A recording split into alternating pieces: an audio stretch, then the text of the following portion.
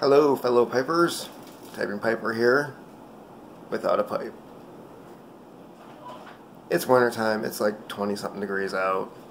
Don't smoke in the house, so guess I'm going pipe free for a while. Anyways, Fireplug recently did a video. Finally watched it today. It's Monday, January 14th, and yeah, he was explaining EBT, SNAP, food stamps, all that good stuff, and because he is a recipient, and up until last week my daughter was on WIC. She automatically got it for a good portion of her life so far, because she was a micro preemie, right? Right, little one? So, anyways, yeah, she was cut off at a year. They stopped providing formula for her, which didn't make any sense to me. They don't adjust her age by her due date. It's whatever time she was born, that's when stuff kicks in. So for the last 3-4 months of her life,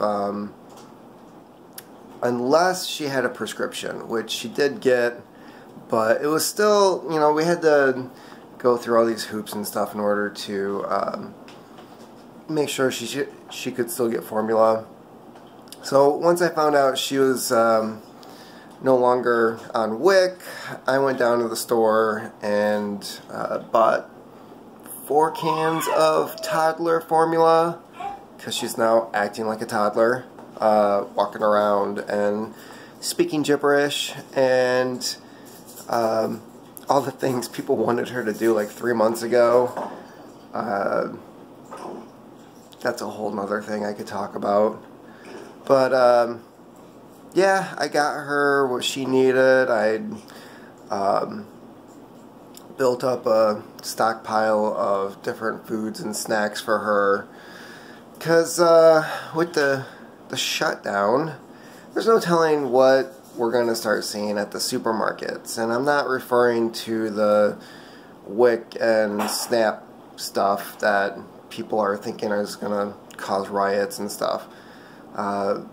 Department of Agriculture, the FDA, is also not funded right now, and therefore food is not being inspected. And one of my first thoughts was, it'd be safer for these food companies not to release food that hasn't been inspected than release it and possibly be sued. So we might start seeing things not showing up on the grocery shelves like they used to. And I also think that with a lot of these benefits being cut off, supermarkets are not going to order certain things, especially things that apply to WIC, like they did before. At the beginning of every month, you would have a guaranteed purchase of, what, 13-14% of the population? Which is a nice chunk of change. If those people can no longer go and pick up 2 gallons of milk or whatever food is available for food stamp purchase, or, you know, WIC in particular, you go to the grocery store, you're going to see little signs that say WIC approved. You know, you can throw it in your cart, and as long as it's on your list of things that you can get, you would know that it was covered. Man, the lighting in here is horrible.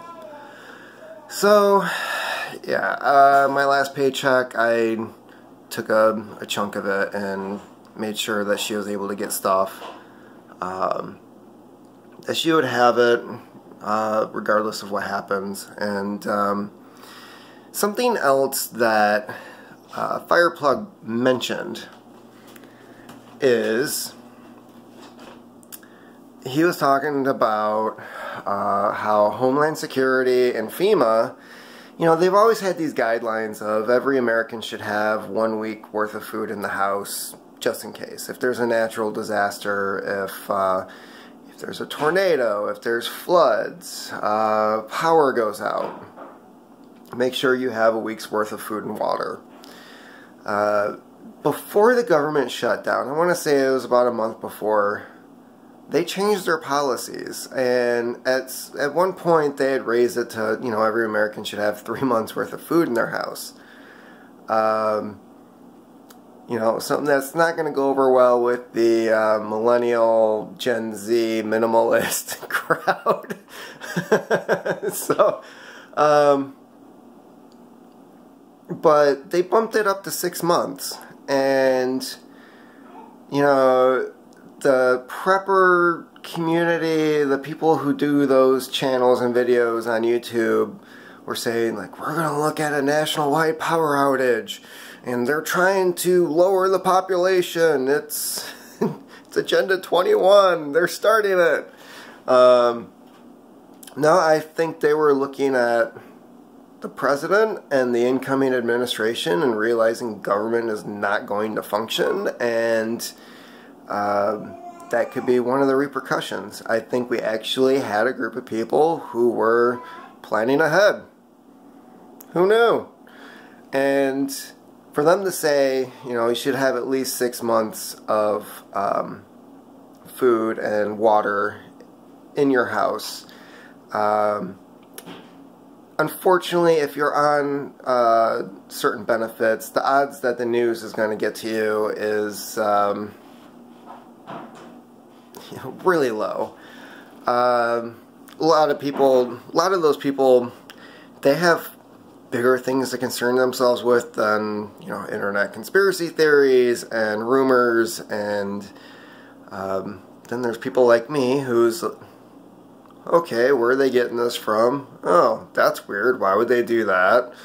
And it gets my head cranking, and you know, everyone lives in their own different reality, and we see that a lot these days with the Fox News crowd and the CNN crowd, and everybody wants to create their own little bubble, and so you can't guarantee that certain news is going to reach everyone, especially when people pick and choose what news they're going to watch. So you know, you have the one crowd that still thinks Obama was a Muslim, and you have another group that thinks that Trump is a blue-collar, hard-working man who only got a small loan of $1 million from his daddy. You know, that should have been the one piece of news, the 6 months food preparedness that everyone heard, regardless of what camp you're in. And, of course, it didn't happen. So, did they plan this? Were they just kind of seeing where the dice were going to roll? I think it was more of like, you know, I think they were looking at the odds and saying, this casino's broken, we have a president who can't run casinos, and everyone's going to lose here, including the casino, aka the federal government. And you've got almost 1 million people without getting paychecks right now. TSA is not showing up for work. Mortgages aren't being paid. There is a lot of money that is not being moved, and a lot of people who, you know, they talk about the job numbers.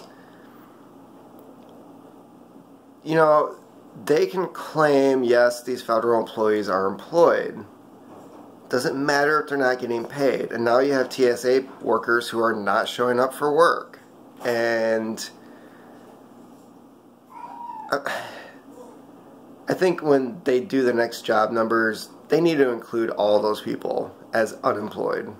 Because you've got Coast Guard not going to work, TSA, 90% of the IRS is not employed right now. And here's another kicker for you. Even though they're still taking out federal taxes from your paycheck, you might not get a tax refund. And if you do, it's when they decide to reopen. So you can pay money to file your taxes.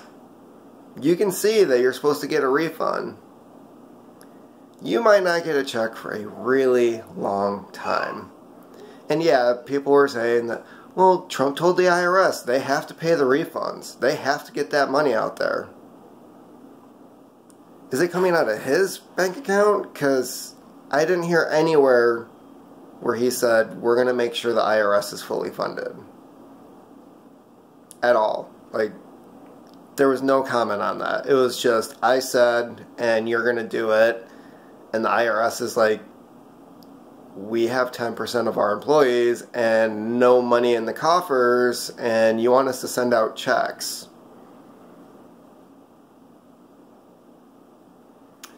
So, to finish this video, I've been reading the Decline and Fall of the Roman Empire. And take whichever emperor, Caesar, that you want, and slap Trump's face on it. And yeah, we are, I think we're there. I think we've been there for a while now. Shit's getting crazy, and we've got somebody who's been drinking the lead water for too long, and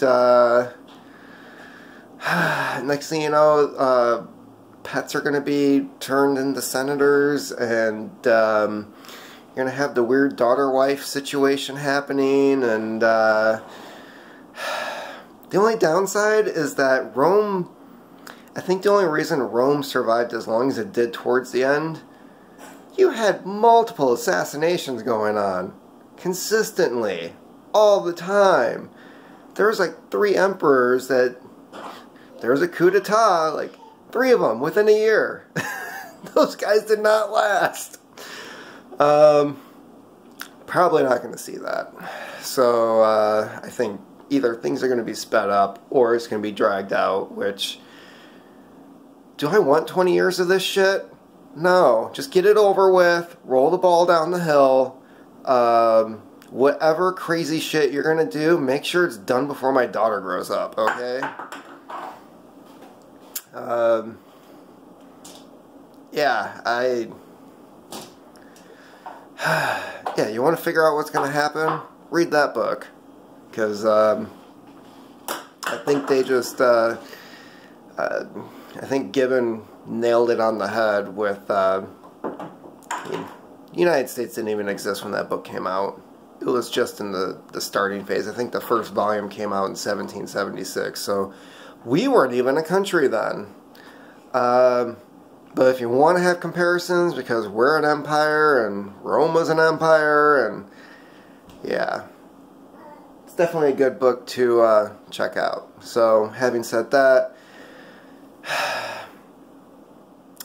I'd throw some extra food in your pantries, move your finances around, pay off some shit, get rid of crap you don't need, and I'm going to end it with what Trump said to his new, chief of staff. Shut up, shut up, shut up, you're fucking it up. That's what he said when the guy was like, hey, we have this bill that both sides agree on. You should probably sign this. Mid-sentence, told him to shut up, shut up, shut up. You're fucking it up. So don't plan on this ending anytime soon, because he's the Trump, he's the Trump, he's the Trump, he's the Trump, and he's the baby.